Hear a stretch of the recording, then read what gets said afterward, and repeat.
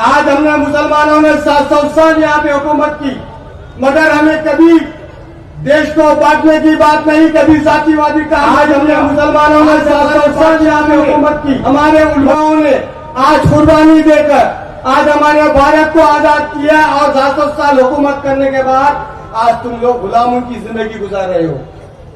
आज तुम अमित देशमुख की गुलामी कर रहे हो, आज तुम उनके जुल्म ज़्यादती को सह रहे हो। आज हमारी नबी की शान में गुस्ताखी होती है, इसकी वजह तुम लोग हो। आज हमको मस्जिद से निकाल के मारने की बात यहाँ की हुकूमत मजाक तुम लोग हो, क्योंकि तुमने लाइन लगाकर उनको वोट दिया और जिताकर तुम्हारे ऊपर शैतानों को इज्जत किया है। पहले दलित भाइयों से बोलना चाह रहा हूँ, ये बाबा साहेब अम्बेडकर ने संविधान दिया है, वो संविधान को लेकर चलने वाले और इस पार्टी के अध्यक्ष प्रकाश अम्बेडकर साहब ने आज हमारे लिए, जो दलित समाज के लिए क्या कुछ नहीं किया। मगर इस लोकसभा के इलेक्शन के अंदर हमने देखा तुम्हारी जो वोट की ताकत थी 0%। क्या तुमको बाबा साहेब अम्बेडकर के ऊपर गर्व नहीं है? क्या तुम बाबा साहेब अम्बेडकर को भगवान मानते हो ना? फिर इस मरतबा वोटिंग परसेंटेज क्यों कम हुआ? अरे तुमको जिस पार्टी ने संविधान दिया, तुमको आरक्षण दिया, तुमको आरक्षण बचाने के लिए कैसे लीडर को भेजा आदरणीय प्रकाश अम्बेडकर साहब ने, फिर भी उनका साथ नहीं दिया तुमने। मेरे मुस्लिम बहनों और मेरी माओ, आपसे मैं अपील करना चाह रहा हूं, अगर तुमको इस भारत के अंदर, इस महाराष्ट्र के अंदर, शहर के अंदर अगर तुमको महफूज रखना है, तुम्हारे नौजवानों की जिंदगी का अगर फ्यूचर बनाना है, तो आप सबसे मेरी विनती है, इस मर्तबा विधानसभा के अंदर बोलना बहुत कुछ चाह रहा हूं, मगर यहाँ पे टाइम कम होने की वजह से शॉर्ट में बता रहा हूं। अगर वाकई तुम नबी के चाहने वाले हो, अगर मेरे नबी हजरत मोहम्मद मुस्तफा सल्लल्लाहु अलैहि वसल्लम से मोहब्बत करते हो, मेरी माओ बहनों, मैं आपसे अपील कर रहा हूं, जिसको तुमने यहाँ पर चुना कर लेकर आया है, आज तुम पर एक बहुत बड़ी मुसीबत का साया मंडरा रहा है। आज तुम अपनी वोटों की ताकत से इस शहर की सत्ता को बदल सकते और आपके लिए और हमारी नबी की शान में गुस्ताखी करने वालों के खिलाफ एक जंग छेड़ सकते आप आपकी वोट की ताकत को पहचानिए। इस विधानसभा में लातूर शहर के अंदर मेरी विनती है, आप कसीर तादाद में मुस्लिम नौजवान मेरे बहनों और माओ कसीर तादाद में वोट देकर वंचित बहुजन अघाड़ी को विजय करें और विनय दो खट्टे को विजय करें, क्योंकि विनय दो खट्टे वो तो है आज, विनय दो खट्टे आज लातूर शहर के अंदर वो तो है। अगर चलेंगी ना तो यहाँ पे बहुत बड़ा धमाका होने वाला है, मगर तुमको चलाने की इजाजत देने पड़ेगी, तुमको मशाल से आग लगाने पड़ेगी। जब तक तुम मशाल से आग नहीं लगाओगे ये तो तुम्हारी चलने वाली नहीं है। इसलिए मैं बता रहा हूं, इसका जवाब वोट के जरिए आप यहाँ पे विधानसभा में देना जरूरी है। और मैं आज फिर से बोलता चलूं, ये वंचित बहुजन अघाड़ी आज आरक्षण का मामला हो या कहीं पे जुल्म ज्यादती का मामला हो या मुस्लिम भाइयों का हिजाब का मामला हो या अजान का मामला हो या 370 का मामला हो या 3 तलाक का मामला हो, एक ही ऐसे हमारे लीडर है वंचित बहुजन अघाड़ी के जो अध्यक्ष है हमारे आदरणीय प्रकाश अम्बेडकर साहब। मैं गर्व महसूस करता हूं उस पार्टी में काम कर रहा हूं जो आज भी तुम सबके लिए लड़ रहे हैं और लड़ते रहेंगे और तुमको न्याय दिलाने का काम करेंगे। आप सबको इकट्ठा होकर वंचित बहुजन अघाड़ी को वोट डालने की जरूरत है, आप इकट्ठा होकर वोट डालिए। अस्सलाम वालेकुम, जय भीम, जय वंचित, जय संविधान। वंचित बहुजन अघाडीचा, वंचित बहुजन अघाडीचा, आदरणीय प्रकाश आंबेडकर साहेबांचा, तिसरे मसूद टिपू सुलतानचा, आदरणीय रेखा ठाकूर साहेबांचा। जय हिंद, जय महाराष्ट्र, जय वंचित, अस्सलाम वालेकुम। यानंतर या ठिकाणी मी लागलीच मंचावरती आमंत्रित करतोय लातूर शहर विधानसभा वंचित बहुजन आघाडीचे अधिकृत उमेदवार सन्माननीय विनोद भाऊ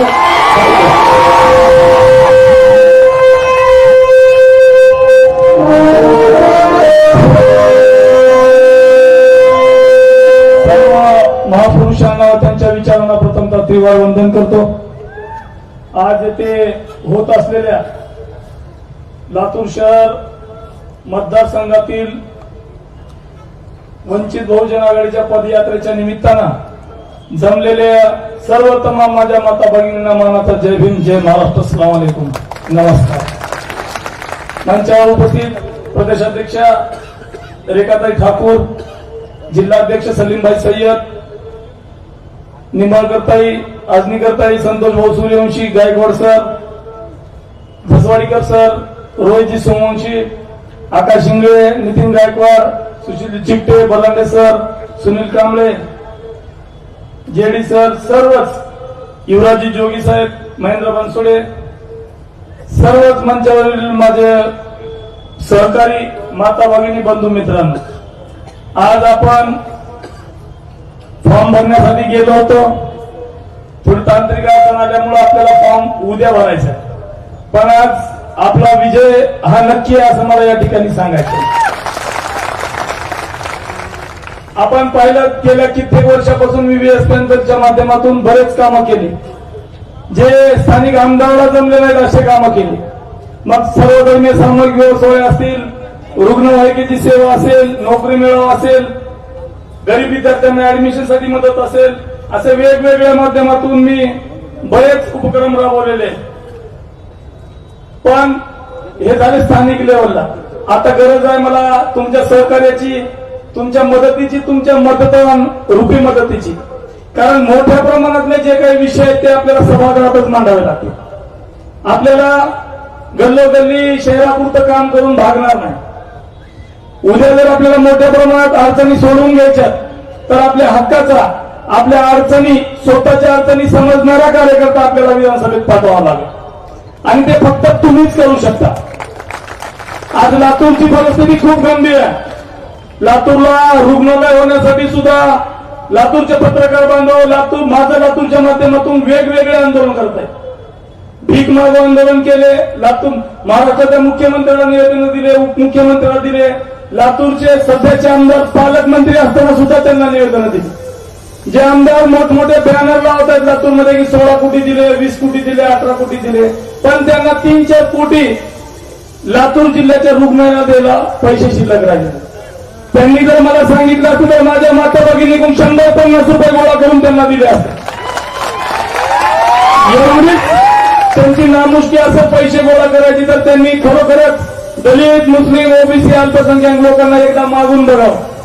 एवढे वर्ष तुमच्या झोळ्या भरल्या मतदान रूपी मतदान करून तुम्ही घरं भरलो आमच्या मतदानामुळे.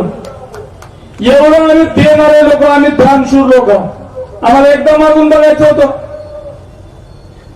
सगळ्यात महत्वाचा विषय काय, रुग्णालय का होऊ द्यायचं नाही तर रुग्णालय पूर्व भागात होणार होतं. पूर्व भागातील जनता, मुस्लिम असेल, दलित असेल, अल्पसंख्याक असेल, 18 पगड जातीचे 12 बलुतेदार लोक आहेत पूर्व भागामध्ये. हेच रुग्णालय जर पश्चिम भागामधील काही स्टँडर्ड एरियामध्ये असतं तर कदाचित तेव्हाच ते रुग्णालय झालं असतं. त्यांना मुळात तुमचे आमचे कामच करायचे नाही, मुळात गरीबाचे प्रॉब्लेमच सॉल्व्ह करायचे नाही. गरीब वस्त्यातले लोक गरीबच होत गेले पाहिजेत अशी मानसिकता असलेले या ठिकाणचे जातीवादी आमदार, त्यांना यावेळेस आपल्याला धडा शिकवायचा आहे. आणि तो धडा फक्त तुमच्या ताकदीनं शिकवला जाऊ शकतो.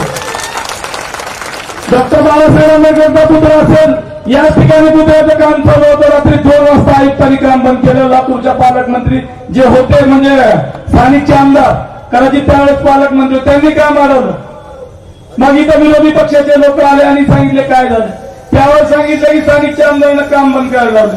म्हणजे यांची मानसिकता काय, लातूरला सुशोभीकरण होत असेल होऊ द्यायचं नाही. एखादा पुतळा चांगला होत असेल, टेम्पररी पुतळा होता, परमनंट सुद्धा नव्हता, त्या पुतळ्याला सुद्धा विरोध करायची या लोकांची मानसिकता.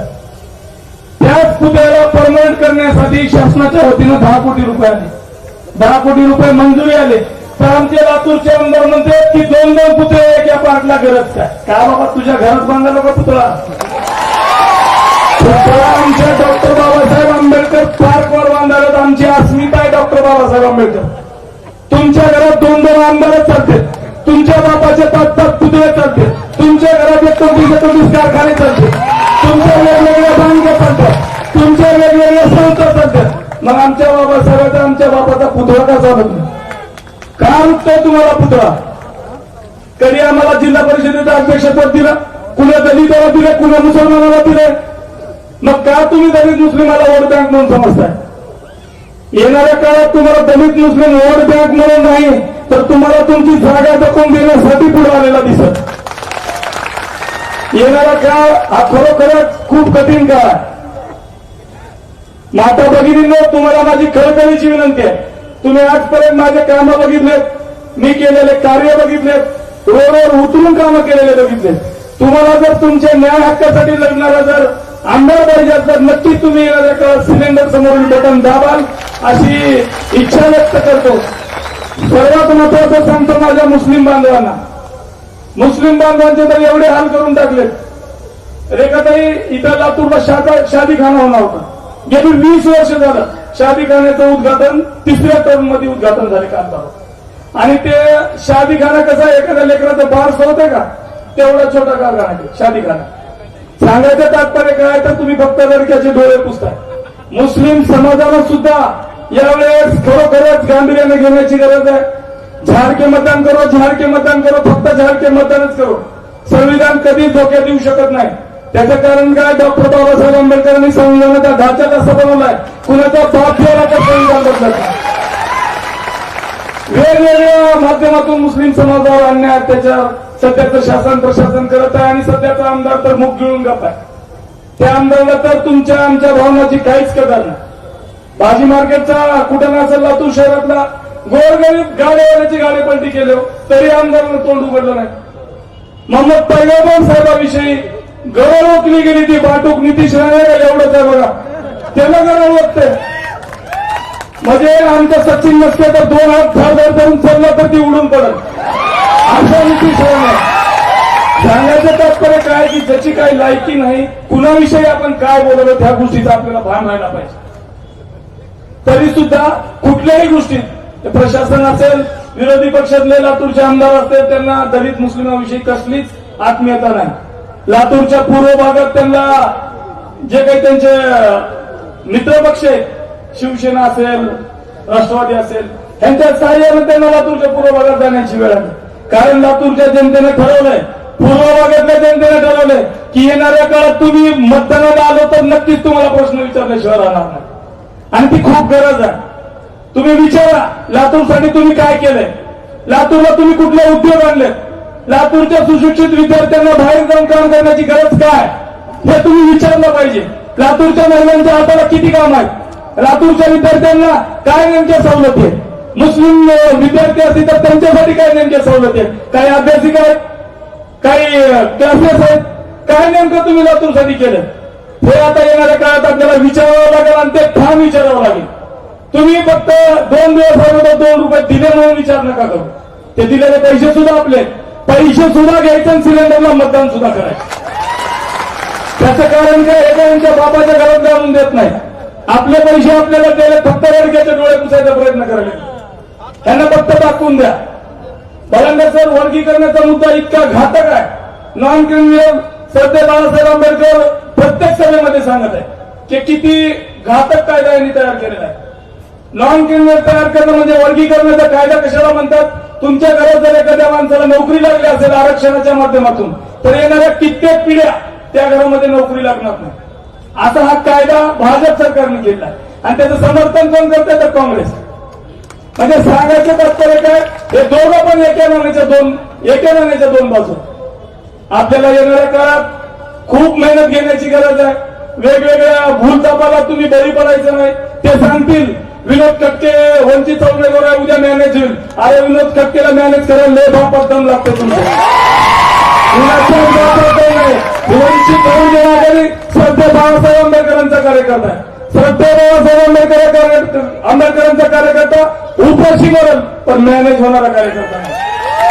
मी तुम्हाला एवढीच करायची विनंती करायला आले की येणारा का म्हणतात ना तसं रात्र वैर्याचे आहे, तसं नाही तर दिवस सुद्धा येणाऱ्या काळात वैर्याचा आहे. आपल्याला एकदम म्हणजे आपले हक अधिकार कोण हिरावून घेऊन चालले ह्या गोष्टीचं कंटिन्यू आपण लक्षात घेतलं पाहिजे. वेळोवेळी आपल्या स्वतःला आपण अलर्ट ठेवलं पाहिजे. कारण हे सत्ताधारी लोक वेगवेगळ्या माध्यमातून तुम्हाला भूलथापाला बळी पडायला सांगतील की वंचित उमेदवार असे मतदान घेईल, काँग्रेस पडेल आणि भाजपला. असं काहीच नाही.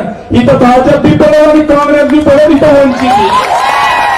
एवढा शब्द मी तुम्हा सर्वांच्या साक्षीनं देतो आणि तुम्ही सर्वजण माझ्या शब्दाला मान देऊन या ठिकाणी आलात त्याबद्दल तुम्हा सर्वांचा मी मनापासून आभार मानतो.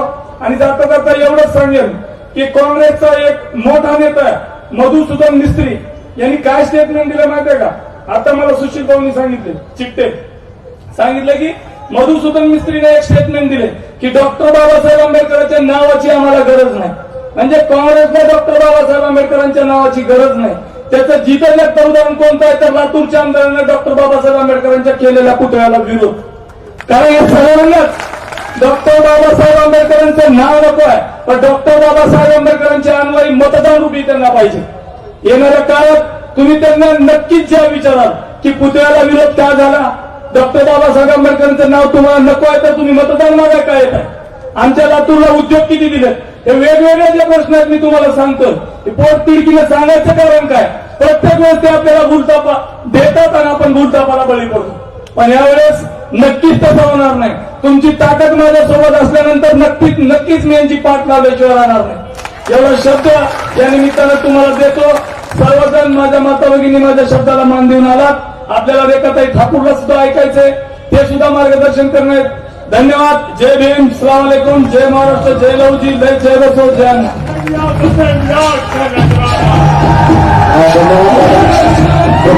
सर्वांना विनंती आहे. आता यानंतर या ठिकाणी सन्माननीय रेखाताई ठाकूर आपल्या सर्वांना मार्गदर्शन करणार आहेत. त्यामुळे कोणी कुठं जाऊ नका. मी या ठिकाणी सुरेखा भालेराव यांना विनंती करतो, 1 मिनिटामध्ये आपलं मनोगत आपण व्यक्त करावं. सुरेखा भालेराव 1 मिनिटामध्ये मनोगत व्यक्त करू इच्छितात. आपल्या मोलमजुरी करून आपल्या उपजीविका भागवणाऱ्या आमच्या ताई आहेत. 1 मिनिट आपण त्यांना वेळ देऊया. सर्वांना माझा क्रांतिकारी जय भीम. भाऊंची सत्ता नसताना सुद्धा भाऊ तळमळीने या ठिकाणी सांगत आहे आणि सत्ता आल्यावर ते काय करून दाखवतात हे सगळ्यांना माहित आहे. त्यामुळे मी सर्वांना म्हणते, आजवर बसले दुसऱ्याचे खात, वरून भीमाचे गुणगान गात, बदला आता रातोरात, विनोद भाऊ खटके यांना देऊया साथ. भाऊ नका राजगादीवर, इकू नका रे दारू मटणावर, तुमचा हक्क आहे मतावर. सुरेखा सांगले बोलले ठासून, विनोद भाऊ यांच्या भरोशावर, या ठिकाणी आमच्या महिला स्वराज्य नगरामधील एक गरिबीमधून या ठिकाणी उपस्थित झालेले आहेत आणि आपली आर्थिक बळकट खूप गंभीरीची आहे. म्हणून आमच्या महिलांची आर्थिक मदत म्हणून या ठिकाणी मी विनोद भाऊंना एक सहकार्य, एक दान स्वरूपी दान देत आहे. तर मी भाऊंना अशी विनंती करते की त्यांनी दान स्वीकारावं. या सर्व महिला या मोलमजुरी करून काम करून आपली उपजीविका भागवणाऱ्या आहेत आणि त्यांनी असं ठरवलं की जे काही घडेल ते देऊन या ठिकाणी विनोद भाऊंच्या पाठीशी आम्हाला उभं टाकायचं आणि म्हणून या ठिकाणी आपण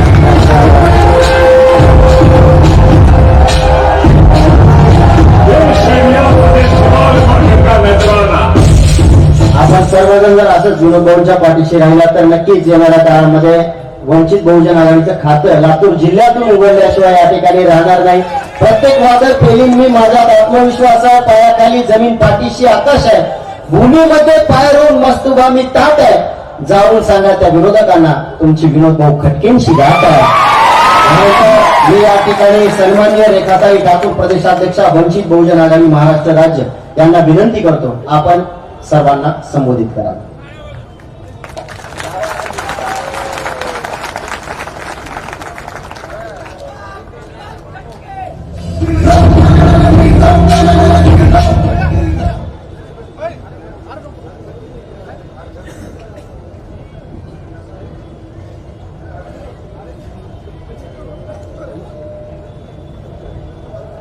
लातूर शहरचे वंचित बहुजन आघाडीचे अधिकृत उमेदवार विनोद भाऊ खटके यांच्या फॉर्म भरण्याच्या निमित्ताने या सभेसाठी मंचावर उपस्थित मराठवाड्याचे सदस्य रमेश गायकवाड, सुरेश संतोष सूर्यवंशी, जिल्हाध्यक्ष सलीम सय्यद, निंबाळकर ताई, अजनीकर ताई, शहरचे, युवकचे, महिला आघाडीचे सर्व पदाधिकारी, लातूरच्या बाहेरूनही आलेले जिल्ह्यातील तालुक्यातील सर्व कार्यकर्ते, बंधू भगिनी, मगासपासून मी बघत होते, बहुतेक खूप उशीर झाल्यामुळे आता काही खुर्च्या रिकाम्या झालेल्या आहेत, पण मला असं वाटायला लागलं होतं मगाशी आल्याबरोबर की लातूरमध्ये पुरुषांपेक्षा महिला मतदार जास्त आहेत की काय.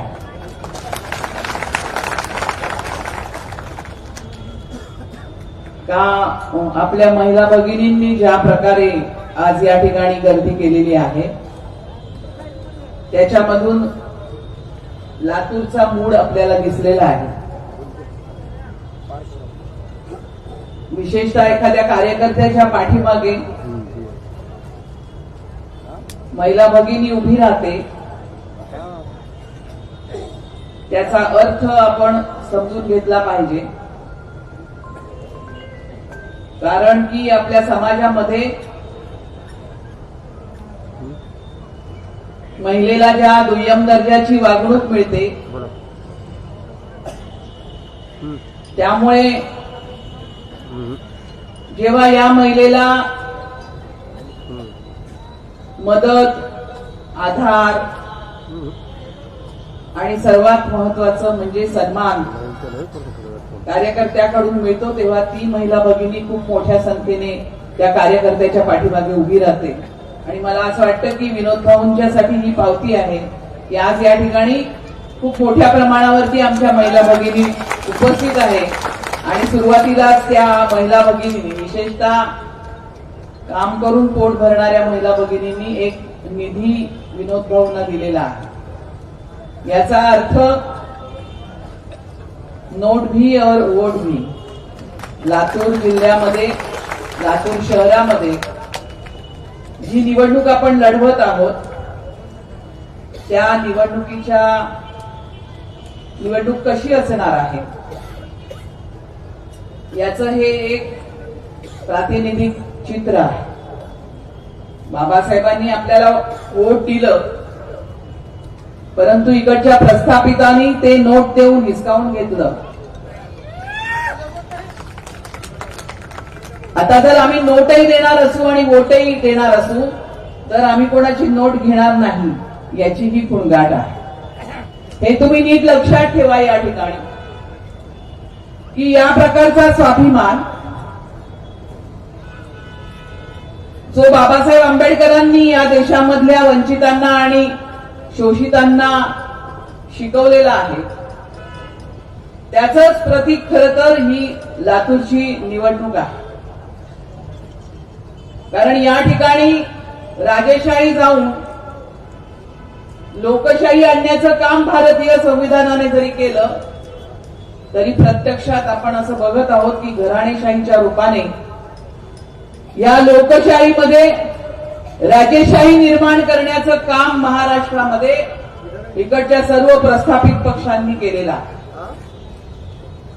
म्हणजे आज्यापासून नातवापर्यंत आणि नातवापासून पतवंडापर्यंत म्हणजे सतत यांच्याच घराण्यामध्ये यांच्याच बायकांना, यांच्याच भावंडांना, यांच्याच मुलाबाळांना, नातवंडांना, पतवंडांना आमदार, खासदार, मंत्री बनवायचं.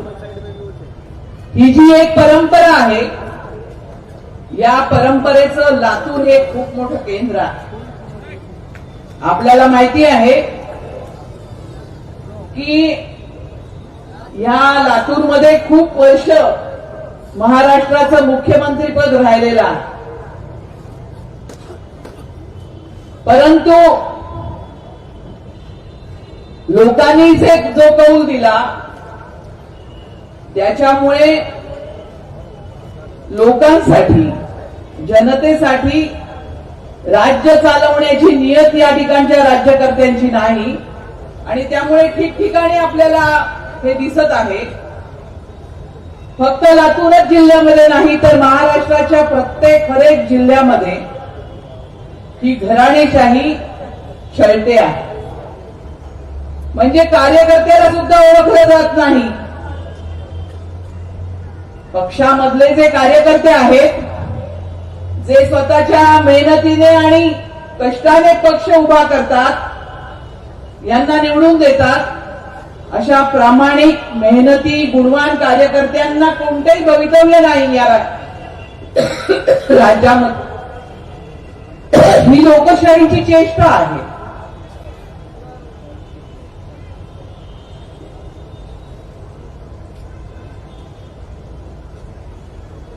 मी तुम्हाला गंमत सांगते की कुठलंही घराणं याला चुकलं नाही. मुंबईवरून आले मी आज. माझ्या मुंबईच्या शेजारी नवी मुंबई आहे, तुम्हाला माहिती असेल, तुमचे अनेक लोकांचे नातेवाईक असतील त्या ठिकाणी.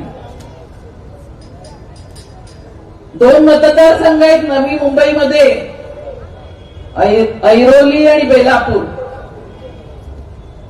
2-4 दिवस खूप भांडणं चाललेली होती. वर्तमानपत्र तुम्ही वाचता की नाही मला माहित नाही, परंतु त्या ठिकाणी जे गणेश नाईक नावाचे नेते आहेत भाजपचे, त्यांना स्वतःला आणि त्यांच्या मुलाला ऐरोलीमध्ये आणि बेलापूरमध्ये शेजारी शेजारी तिकीट पाहिजे होतं. निर्लज्जपणाचा कळस आहे. शेजारी शेजारी तिकीट पाहिजे होतं, परंतु भाजपामधून असं तिकीट त्यांना मिळालं नाही. म्हणून त्यांचा मुलगा राष्ट्रवादीमध्ये गेला काल आणि त्याला तिकीट घोषित झालं. म्हणजे गंमत बघा, इकडे महाराष्ट्राच्या कानाकोपऱ्यामध्ये भाजपची बी टीम म्हणून वंचितला बदनाम केलं जातं, परंतु भाजपवाल्यांच्याच घरातल्या माणसांना बोलावून तिकीट देण्याचं काम राष्ट्रवादी करते, परंतु त्यांना मात्र कोणता टाक लावला जात नाही. या ठिकाणी हे जे सगळं, ज्याला काय म्हणू की एक डबल गेम या ठिकाणी चाललेला. आमच्यासाठी वेगळा न्याय, आम्ही गरीब म्हणून आमच्यासाठी वेगळा न्याय, आणि या ठिकाणचे जे प्रस्थापित पक्ष आहेत त्यांच्यासाठी वेगळा न्याय. लोकसभेमध्ये आपल्याला सर्वांना या ठिकाणी सांगण्यात आलं की जर का खऱ्या अर्थाने भाजपला हरवून काहीतरी सेक्युलर गव्हर्नमेंट या ठिकाणी आणायचं असेल, सेक्युलर या ठिकाणी सत्ता आणायची असेल, तर वंचित बहुजन आघाडीला मतदान करू नका असं सर्व ठिकाणी प्रचार करण्यात आला. परंतु लोकसभेची निवडणूक झाल्यानंतर त्वरित लगेच एक निवडणूक झाली महाराष्ट्रामध्ये राज्यसभेची. या राज्यसभेच्या निवडणुकीमध्ये आमदार निवडून देतात राज्यसभेचे सभासद.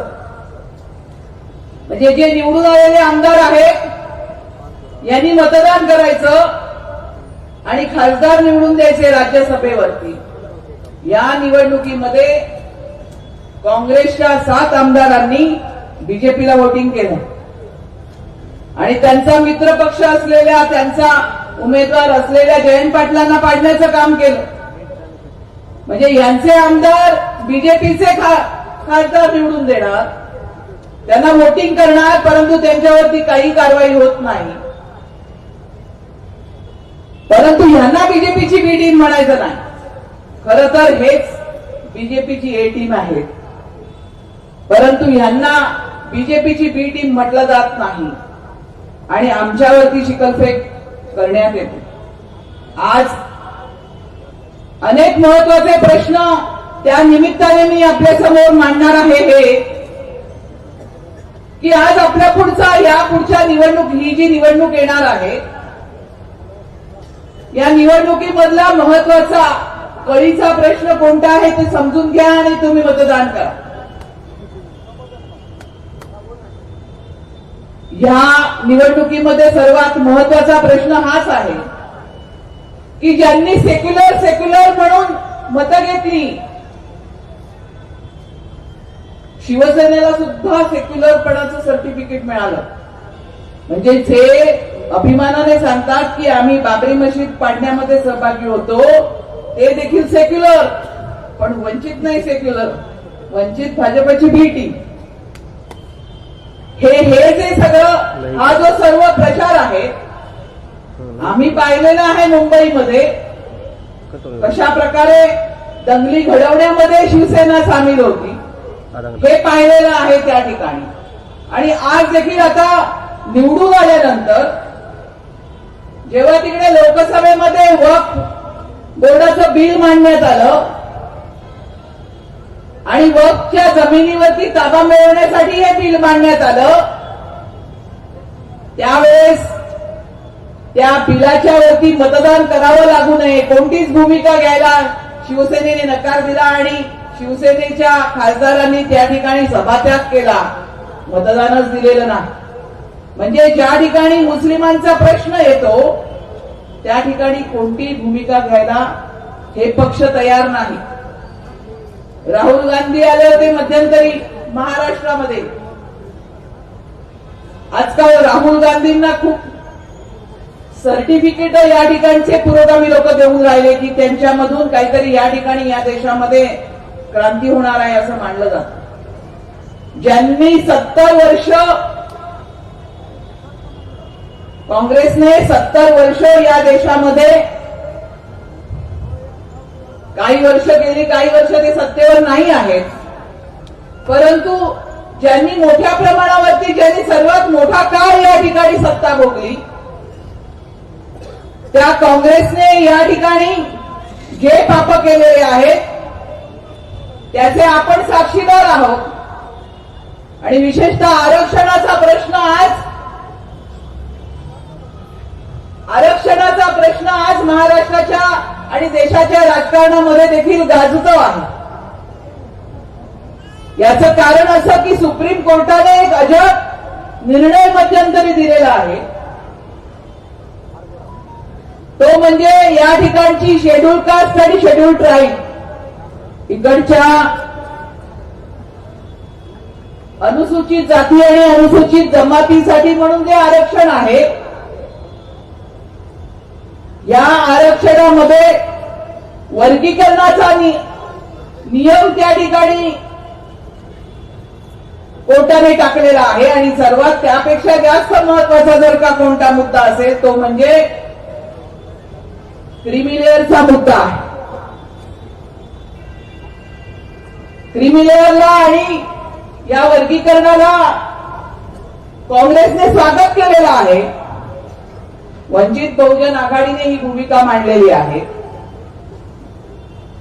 की वर्गीकरणाचा विषय हा कोर्टाच्या अखत्यारीमध्ये येत नाही. या विषयावरती लोकसभा आणि विधानसभा मधले जे निवडून गेलेले लोकप्रतिनिधी आहेत त्यांना निर्णय घेण्याचा अधिकार आहे. आणि क्रिमिलेअरचा जो विषय आहे तो एवढा भयंकर आहे की जर का आपल्या घरामधल्या एखाद्या व्यक्तीने नोकरी मिळवण्यासाठी किंवा शैक्षणिक क्षेत्रामध्ये प्रवेश घेण्यासाठी जर का आरक्षणाचा वापर केला असेल, आपण एकदा जर का आपण नोकरी मिळवली तर त्यानंतर आपल्या घराण्याला, आपल्या पिढ्यांना, आपल्या पुढच्या येणाऱ्या नातवंडा पतवंडांना आरक्षण मिळणार नाही. आपण क्रिमिलेअर मध्ये गेलो, आपण जर का एक नोकरी घेतलेली असेल आरक्षणाच्या माध्यमामधून तर आमच्या मुलांना, आमच्या नातवंडांना आरक्षणाचा अधिकार नाही असा अजब निर्णय सुप्रीम कोर्टाने दिलेला आहे. आणि हे आपलं आरक्षण संपवण्याचा हे षडयंत्र आहे, हा घाट आहे. आणि म्हणून जर का आपल्याला हे या पद्धतीचं जे षडयंत्र चालू आहे ज्याच्या विरोधामध्ये आज या ठिकाणचे प्रस्थापित पक्ष यांनी संविधानाची आण देऊन या ठिकाणच्या दलितांची आणि मुसलमानांची मतं घेतली, ते त्याचं स्वागत करत आहेत. ते त्याच्या विरोधामध्ये चकार शब्द काढायला तयार नाही. राहुल गांधी तिथे अमेरिकेमध्ये सांगत आहेत की ज्यावेळेस खऱ्या अर्थाने देशामध्ये समता येईल त्यावेळेस आम्ही आरक्षण संपवू, आरक्षण रद्द करू. आरक्षण तेव्हा संपू शकतं. म्हणजे यांची ही सर्व जी भाषा आहे ही या देशामध्ये बाबासाहेब आंबेडकरांनी विशेषतः हजारो वर्षांचा जो या ठिकाणचा अन्याय आहे त्याच्यामुळे निर्माण झालेलं जे मागासलेपण आहे त्याच्यामधून बाहेर पडण्यासाठी म्हणून जो आरक्षणाचा आपल्याला कायदा दिला तो कायदा खतम करण्याचं एक षडयंत्र या देशामध्ये शिजत आहे.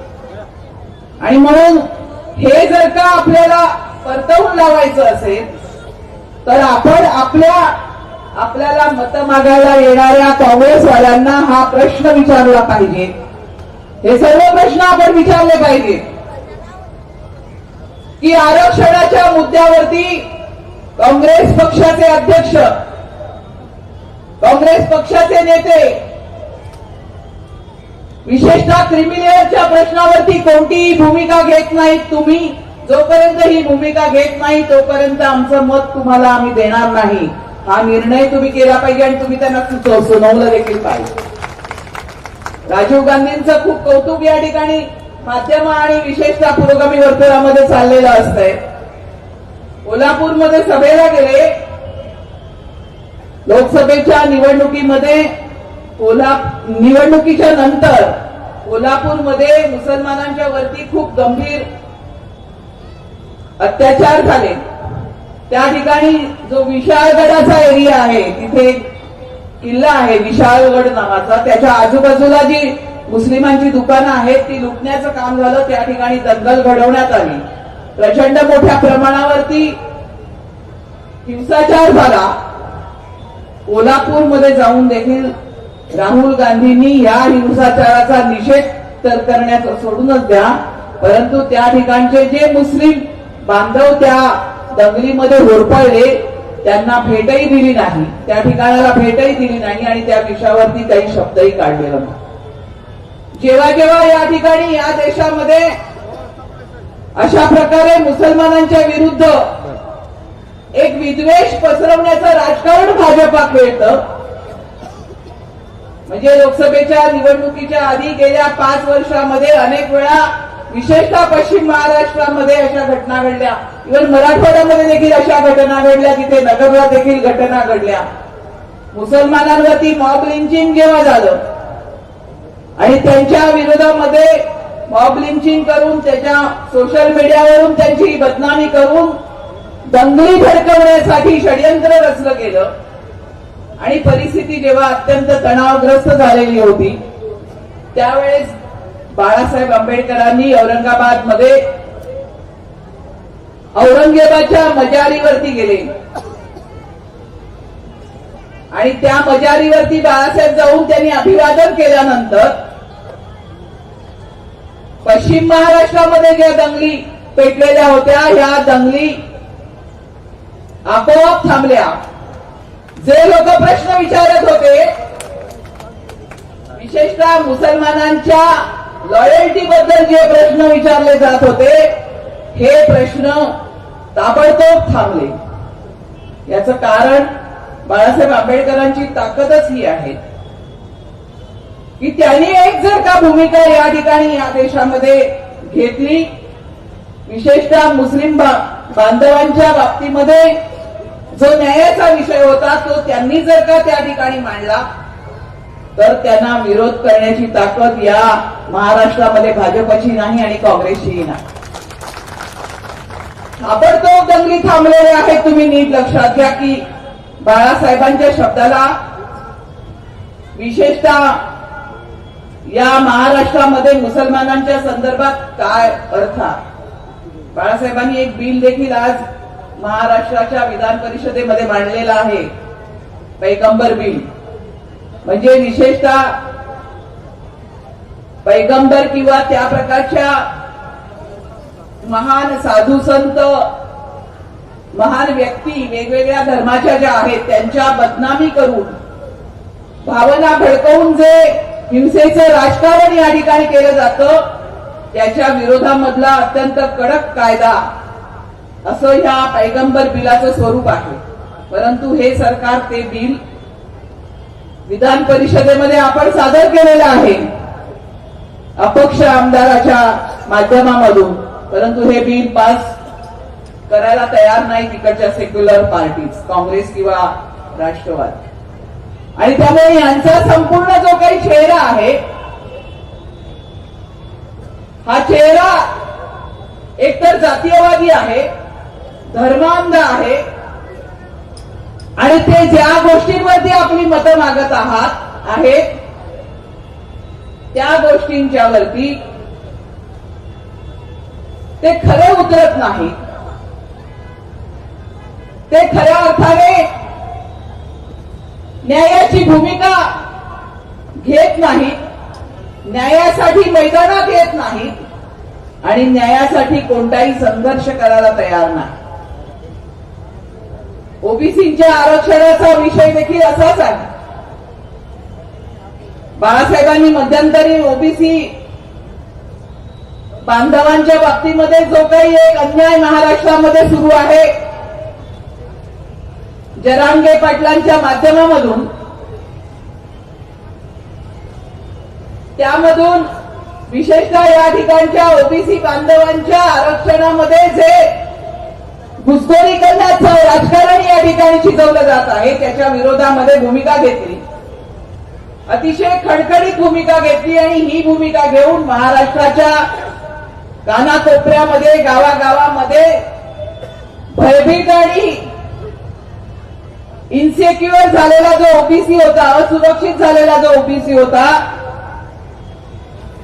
त्याला ताकद देण्यासाठी, त्याच्या पाठी उभं राहण्यासाठी म्हणून महाराष्ट्रामध्ये आरक्षण यात्रा काढली. कारण प्रश्न असा आहे की बाळासाहेबांनी ही सातत्याने भूमिका मांडलेली आहे की जरांगे पाटील गरीब मराठ्यांच्यासाठी आरक्षण मागत आहेत, आमचा त्याला विरोध नाही, परंतु मराठ्यांना आरक्षण देताना, गरीब मराठ्यांना आरक्षण देताना ओबीसीच्या ताटामधून दिलं जाणार नाही, ओबीसीच्या कोट्यामधून दिलं जाणार नाही, त्यांच्यासाठी स्वतंत्र तरतूद करायला लागेल कायद्यानुसार. परंतु जरांगे पाटील ऐकायला तयार नाहीत, आम्हाला ओबीसीच्या कोट्यामधूनच आरक्षण पाहिजे अशी अडमुठी भूमिका घेऊन आहेत. 52% ओबीसीला आज 27% आरक्षण मिळतं आणि जर का त्याच्यामध्ये गरीब मराठे घुसले तर आपलं आरक्षण त्या ठिकाणी शाबूत राहणार नाही, सुरक्षित राहणार नाही असं ओबीसींना वाटत होतं आणि म्हणून त्यांनी जेव्हा त्याच्या विरोधामध्ये आवाज उठवायला प्रयत्न केला तेव्हा गावागावामधल्या सरंजामदारांनी ओबीसींना दटावण्याचं, त्यांना दाबण्याचं, त्यांना दमदाटी करण्याचं जे काम केलं त्याच्यामुळे या ठिकाणचा ओबीसी बांधव भयभीत झालेला होता. बाळासाहेबांनी सर्व जिल्ह्यांमध्ये फिरून ओबीसींना हा दिलासा दिला की आम्ही तुमच्या पाठीमागे खमकेपणाने उभे आहोत आणि अशा पद्धतीचा कुठलाही अन्याय तुमच्या बाबतीमध्ये आम्ही होऊ देणार नाही. जे घटनेच्या, संविधानाच्या कायद्यानुसार योग्य नाही, जे कायद्याला धरून नाही, जे आरक्षणाच्या कायद्याला धरून नाही असा कोणताही निर्णय आम्ही महाराष्ट्राला घेऊ देणार नाही. आणि मग असा जर का निर्णय आपल्याला जर का रोखायचं असेल तर आपण एक लक्षात ठेवलं पाहिजे की त्यावेळेस बाळासाहेबांनी आपल्याला हेही सांगितलेलं आहे की आपल्याला ओबीसीचे 100 आमदार निवडून द्यावे लागतील. ओबीसीचे 100 आमदार निवडून द्यावे लागतील की जे विधानसभेमध्ये ओबीसीचं जे आरक्षण आहे त्याच्या बाबतीमध्ये भूमिका घेतील, मतदान करतील आणि हा संपूर्ण जो काही कायदा या ठिकाणी त्यांनी आणण्याचा प्रयत्न केलेला आहे, जी खोटी कुणब्याची सर्टिफिकेट 55 लाख वाटलेली आहेत, तो जर का निर्णय आपल्याला फिरवायचा असेल तर आपल्याला विधानसभेमध्ये ताकद निर्माण करावी लागेल. विनोद भाऊ सारखे आपले आमदार आपल्याला विधानसभेमध्ये पाठवावे लागतील की जे खऱ्या अर्थाने न्यायाची जी भूमिका आहे ते घेतील आणि त्या ठिकाणी मतदान करतील. आणि त्यामुळे लक्षात घ्या की फक्त मोर्चे काढून, फक्त घोषणा देऊन, फक्त सभा करून आपले प्रश्न संपणार नाही. आपल्याला जर का खऱ्या अर्थाने निर्णय करून घ्यायचे असतील, विशेषतः या आरक्षणाच्या संदर्भातले निर्णय करून घ्यायचे असतील तर आपले आमदार आपल्याला विधानसभेमध्ये पाठवावे लागतील. आणि त्या दृष्टिकोनामधून आज विनोद भाऊ आज या ठिकाणी लातूरमध्ये वंचितचं प्रतिनिधित्व करत आहे. एक चित्र आणि देखील मी पाहिलं या मिरवणुकीमध्ये येताना की प्रचंड मोठ्या प्रमाणावरती जो युवक आहे,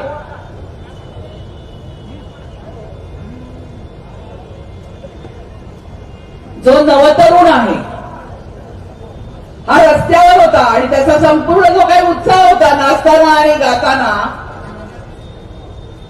हा उत्साह हेच दाखवत होता की जेव्हा विनोद भाऊ सारखा एक तरुण तडपतात, लोकांसाठी लढणारा, लोकांमधून आलेला, सर्वसामान्य घरामधला एक तरुण जो गेले अनेक वर्ष या लातूरमध्ये सर्वसामान्य माणसांचे प्रश्न सोडवण्यासाठी म्हणून एक संघटन चालवतो आहे, या ठिकाणी काम करतो आहे, त्याला जेव्हा आपण या ठिकाणी पुढे केलेलं आहे तेव्हा त्याच्या पाठीमागे लातूर शहरामधली तरुणाई ज्या पद्धतीने उभी होती, ज्या पद्धतीने जो उत्साह आपण पाहिला या संपूर्ण मिरवणुकीमध्ये, त्याच्यामधून एक लक्षात घ्या या ठिकाणी की कुठल्याही निवडणुकीचं पारडं फिरवण्याची ताकद कोणामध्ये असते तर ती म्हणजे युवकांमध्ये असते. हा इकडचं जे मतदान आहे हे मतदान फिरवण्याची ताकद आहे, कारण की नवीन जो युवक असतो त्याला बदल हवा असतो. जे या ठिकाणचं जुनं पुराणं घराणेशाहीचं राजकारण आहे त्याच्यामधून एक क्रांतिकारक बदल घडवून आणण्याची ताकद कोणाची असते तर ती युवकाची असते. आणि हा आज युवक मोठ्या ताकदीने विनोद भाऊच्या पाठीमागे उभारलेला आहे. त्याचं चित्र मी या ठिकाणी पाहिलेलं आहे.